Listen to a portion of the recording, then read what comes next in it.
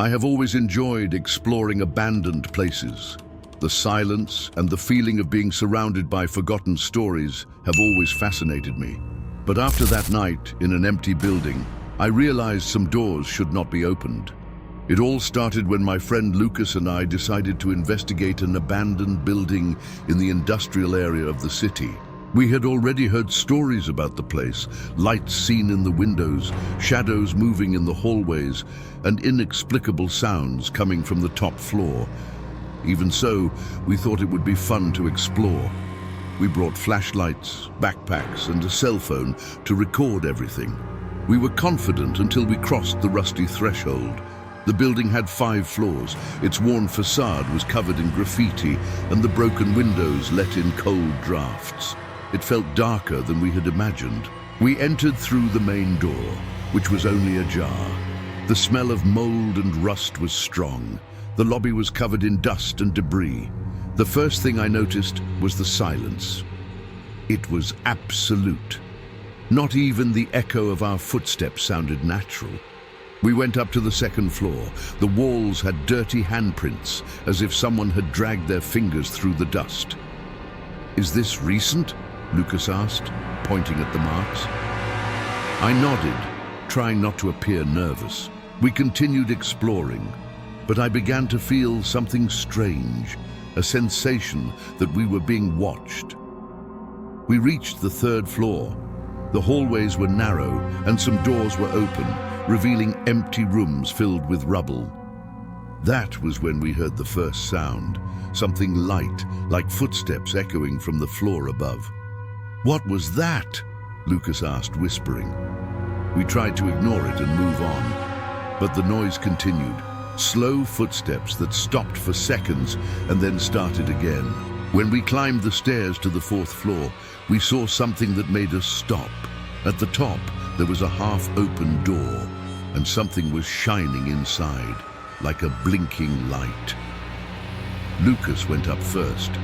I followed closely, trying to ignore the feeling that someone was watching us. We entered the room, lit only by the flashlight. In the center, there was a chair facing the wall, and behind it, a pile of torn clothes. Suddenly, the door slammed shut.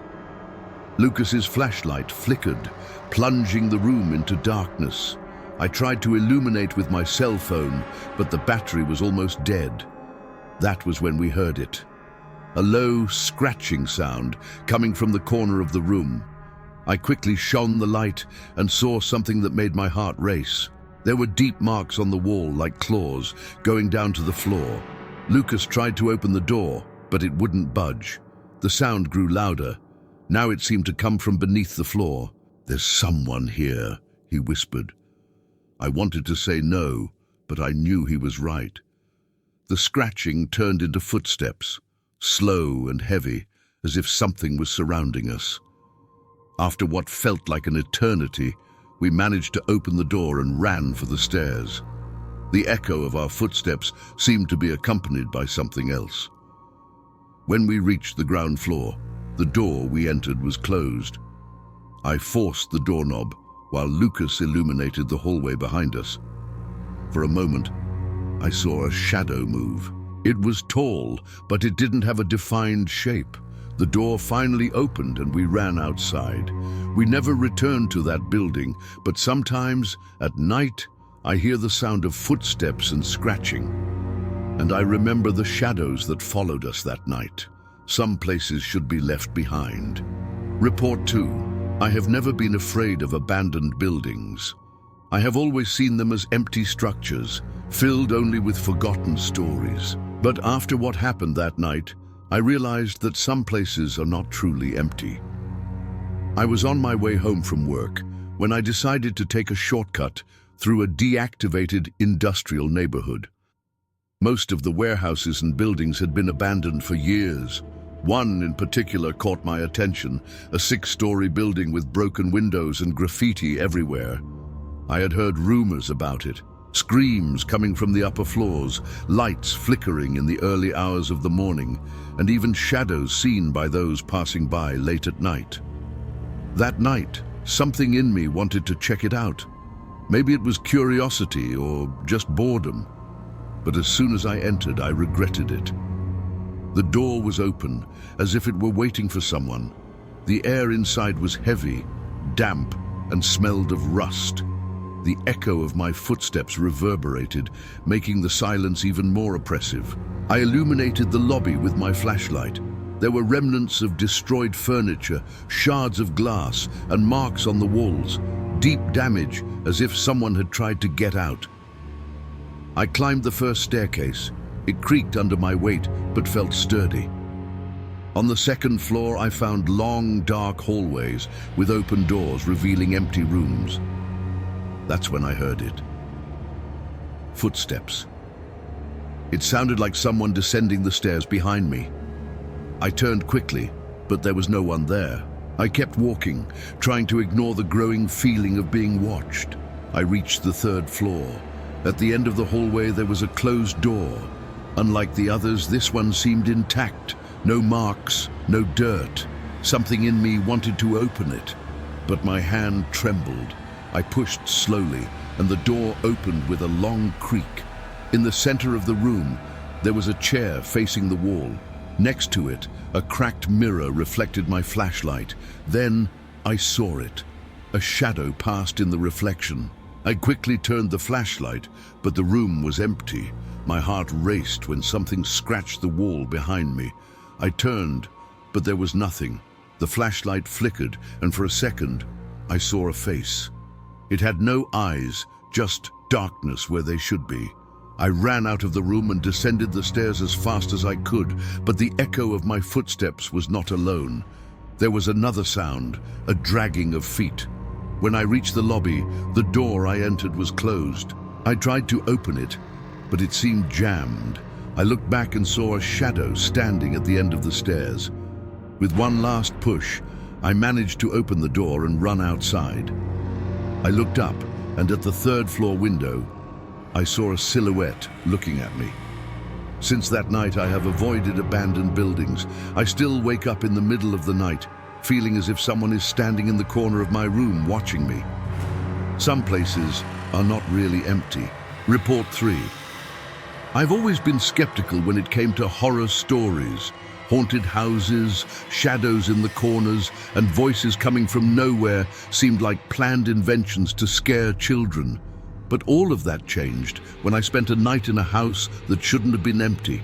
It was a long trip. I was driving to visit a friend who lived in the countryside, and it was already past 11 p.m. when I realized I needed to stop to rest. I stopped in a small town. The streets were deserted, and the only inn was closed. That's when I saw an old house with a for rent sign hanging on the gate. I knocked on the door, and an elderly man answered. He said the house was empty, but for a small fee I could spend the night. I was too tired to argue. I accepted and went inside. The house was big, with old furniture and a smell of aged wood in the air. He showed me the room upstairs, left the key, and walked out the door without saying anything else. I locked everything and prepared to sleep, but as soon as I lay down, I heard the first sound. It was a crack coming from the hallway. I tried to ignore it, thinking it was the old pipes of the house or the wind hitting the windows. But the sound continued. Light footsteps, as if someone was walking slowly, dragging their feet across the floor. I got up to take a look. The hallway was empty, but the door to the adjacent room, which I was sure I had seen closed, was now ajar. With my phone's flashlight, I illuminated the room. It was small, with an old bed and a large wardrobe in the corner, but something was wrong. The wardrobe door was slightly open, and for a moment I swore I saw something moving inside. My instinct told me to get out of there, but before I could react, I heard a voice coming from the wardrobe. My breathing became heavy, and my feet felt glued to the floor. Slowly, I reached out to open the door. When I did, the flashlight flickered for a second. The wardrobe was empty, but in the mirror left inside, I saw a shadow behind me. I turned quickly, but the room was empty. That's when I heard the footsteps again, now downstairs. I ran to the hallway and locked the bedroom door. I tried to call someone, but there was no signal. The footsteps came up the stairs slowly. Each step creaked, as if someone was making a point of being heard. I stood still, holding the doorknob, as the footsteps stopped outside. Suddenly, a doorknob turned. I opened the window and jumped onto the roof. I ran away from the house, only stopping when I reached the main street. The next morning, I returned with the police. They opened the house, but found nothing. The owner of the property, the man who had welcomed me, was never identified. And the house had been empty for years.